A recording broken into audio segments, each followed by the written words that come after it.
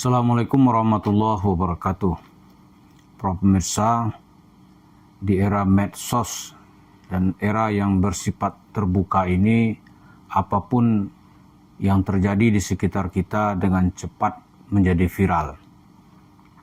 Baru-baru ini seorang ustadz yang dikenal dengan Gus Miftah yang juga menjadi utusan khusus Presiden Prabowo dalam urusan kerukunan umat beragama.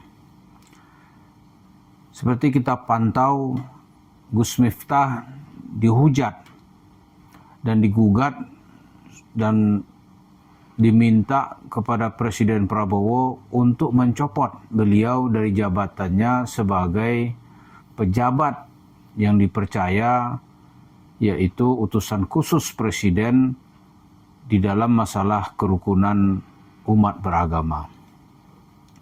Lalu apa hubungannya ini dengan Yusuf Mansur beserta anak-anaknya atau beserta keluarganya?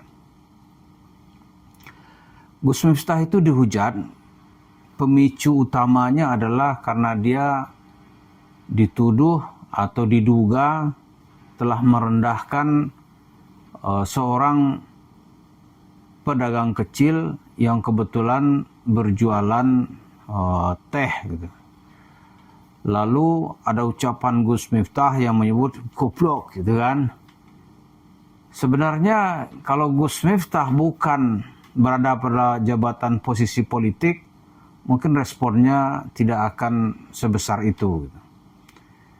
Tapi kalau kita lihat dengan Yusuf Mansur beserta anaknya Wirda Mansur, tentu saja hal ini mengalami perbedaan yang sangat jauh. Kalau Gus Miftah mungkin baru disenggol, tapi Yusuf Mansur sudah harus ditabrak gitu kira-kira. Lala, apa perbedaannya gitu? Kalau Gus Miftah mungkin salah omong ya. Tapi kalau Yusuf Mansur bukan salah omong saja. Dia juga diikuti dengan perbuatan-perbuatan bohong lalu merugikan masyarakat. Itu perbedaan yang paling asasi. Jadi kalau Gus Miftah tidak merugikan rakyat secara materi, kalau Yusuf Mansur digugat orang secara gugatan perdata dan pidana. Ya toh? Gugatan perdata itu adalah masalah duit-duit yang dianggap telah disulap oleh Yusuf Mansur atau ditilap oleh Yusuf Mansur. Apakah itu dalam paket sedekah, paket tabung tanah, atau itu paket bisnis Jabal Nur, yaitu bisnis batu bara gitu. Dan ditambah lagi kasus-kasus Yusuf Mansur itu banyak sekali. Kita lihat misalnya nih, kasus-kasus yang terus bergulir di pengadilan itu, ya kok nggak ya habis-habis gitu. Dengan berurusan dengan Zaini Mustafa itu belum habis. Ditambah nanti dengan Ibu Lili Siti Rahmah. Dan yang sekarang dia sedang bergulat dengan kasus itu adalah kasus yang berhubungan dengan mantan direkturnya yang sudah tidak dia gaji sejak tahun 2019.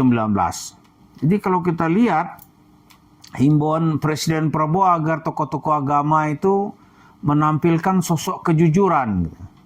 Kalau ini bukan sosok kejujuran, sosok kebatilan, sosok dengan penuh dengan tipuan gitu. Lalu kita lihat apa yang dilakukan oleh Yusuf Mansur beserta anak perempuan yang bernama Wirda Mansur itu mempengaruhi, mengelabui masyarakat seolah-olah ucapannya benar. Di dalam videonya yang beredar itu dia mengekspos gitu. Dia mengekspos bahwa dia diundang umrah oleh Raja Arab Saudi yang sekarang ini bernama Raja Salman, atau oleh putra mahkotanya Muhammad bin Salman. Ini kan suatu kebohongan yang sangat besar gitu. Pertama, kita lihat, itu raja tuh nggak pernah ngundang umroh. Umroh jamaah itu nggak ada. Yang dilakukan oleh kerajaan Arab Saudi setiap tahun itu adalah itu mengundang haji undangan raja. Haji. Jadi haji undangan raja itu misalnya nih, raja mengundang tahun ini 1.000 orang tokoh-tokoh Islam atau tokoh-tokoh di negara-negara di seluruh dunia di mana Arab Saudi punya hubungan diplomatik. Misalnya dari Indonesia, kalau tidak salah itu setahun itu dapat 100 orang. Jadi yang diundang itu ada politisi, ada pejabat tinggi, ada juga polisi, kemudian ada juga misalnya tokoh-tokoh yang berpengaruh, ya misalnya pondok pesantren, ada ulama yang nanti bisa bekerja sama dengan pemerintah Arab Saudi di dalam hubungan kedua negara, termasuk juga nanti di dalam soal-soal keislaman. Misalnya tokoh-tokoh tertentu di Amerika, ya, di Amerika kan negeri non-Muslim, ada mu'alaf dari Amerika seperti Mike Tyson, itu diundang gitu. Diundang untuk melaksanakan ibadah haji. Jadi jumlahnya di seluruh dunia mungkin ya 1.000 orang gitu. Indonesia biasanya dapat 100 orang. Jadi nggak ada itu cerita umrah atas undangan raja gitu. Bohong aja. Bohong itu Yusuf Mansur itu. Foto-foto juga nggak akan ada itu umrah undangan rajanya. Kalau haji undangan raja ada gitu. Tapi itulah karena dia ingin nampak seperti seorang tokoh yang terkenal, populer, disukai gitu. Padahal itu jauh sekali. Orang sekarang udah tahu gitu bahwa apa yang diceritakan Yusuf Mansur itu mengarahkan orang kepada kebodohan, ya kan? Kemudian penuh dengan kebohongan.